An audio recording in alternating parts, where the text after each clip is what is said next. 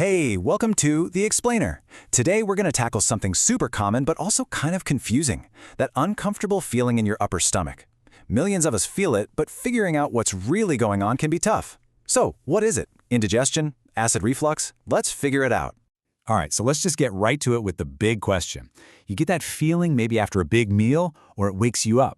But can you actually name it? Is it a nagging, achy pain, or is it more of a burning feeling crawling up your chest?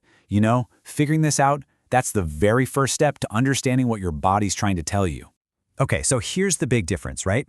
If your main complaint is pain, that pain right smack in the middle of your upper belly, then you're probably dealing with dyspepsia. But if the main event is heartburn or that feeling of stuff coming back up, then we're talking about GERD. So remember this, dyspepsia, it's mostly about the pain. GERD, that's all about the heartburn. And look, if any of this sounds familiar, I want you to know you are definitely not alone. I mean, look at these numbers. In Western countries, dyspepsia hits about 20% of people, and GERD, it's even more common. We're talking up to 40%. These are incredibly common, chronic issues that a massive number of people are dealing with every single day. All right, so let's dig a little deeper into these symptoms. We're going to really try to understand what pain versus heartburn actually feels like and why it can be so dang hard to tell them apart. And here's why this whole thing gets so tricky. The symptoms can totally overlap. I mean, both can give you that upper stomach pain, both can make you feel nauseous, and both can even make it hard to swallow. And because of that overlap, it's basically impossible to know for sure what's going on without a proper medical checkup.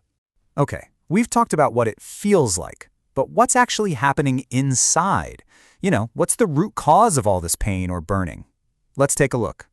So when it comes to dyspepsia, there's actually something kind of surprising. For a huge chunk of people, like 60%, doctors can't find any physical reason for the pain. No ulcer, no inflammation, nothing. They call this functional dyspepsia. The other 40% do have a clear cause, like an ulcer or, believe it or not, even GERD itself. Now GERD? That's a different story. The mechanics are a lot clearer.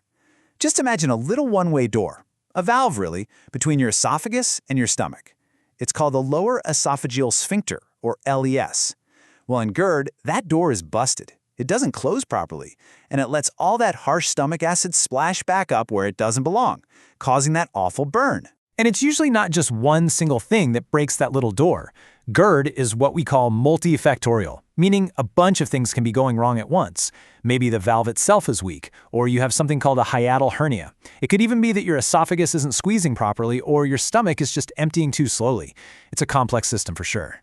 Okay, so we've got the internal mechanics down, but what about the stuff we do, the external things? Let's talk about the common triggers that can really stir up trouble and make symptoms feel so much worse. So triggers usually fall into a few big buckets. First, there's diet. You know the usual suspects, fatty foods, chocolate, coffee, soda. Then there's lifestyle. Things like smoking or being overweight play a huge part. And, this is a big one, some medications can actually relax that valve and make reflux worse. Figuring out what your specific triggers are, that's a total game changer for getting things under control. Okay, I need to shift gears for a second because this next part is really, really important. While these things are common, we need to talk about red flags. These are the alarm symptoms that mean you absolutely need to stop what you're doing and see a doctor. So please take a serious look at this list. If you have any of these, losing weight without trying, vomiting blood or something that looks like coffee grounds, really bad trouble or pain when you swallow, or chest pain, that is not something you mess with. That needs an immediate medical checkup. Don't wait. All right, let's talk about how to get some relief. The good news is there are clear pathways to manage this stuff, from simple life changes all the way up to pretty powerful medications. So the first place to start is usually with lifestyle tweaks. For dyspepsia, that could mean smaller meals or working on stress. For GERD, it's the classic stuff, right? Avoid those trigger foods, maybe quit smoking, and propping up the head of your bed so gravity can help you out. Even though the evidence can be a little mixed, these things can make a huge difference for mild symptoms.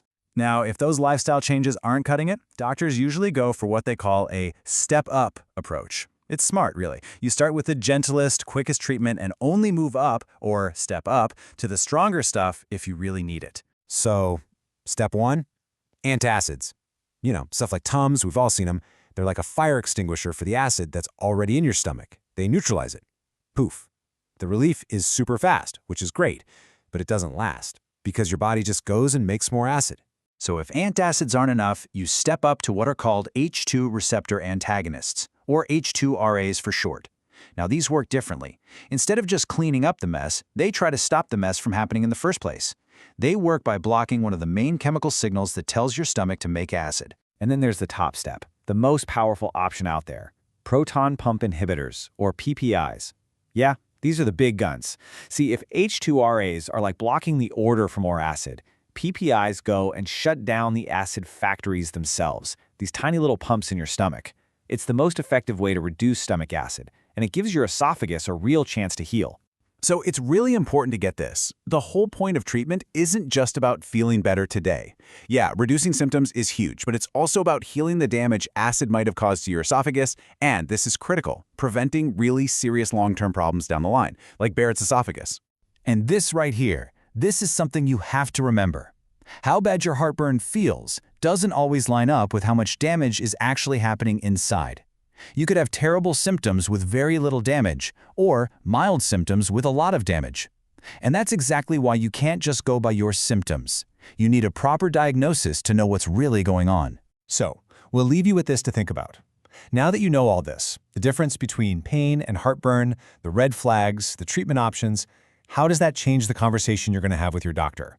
How can you use this to really take charge of your health? Thanks for watching.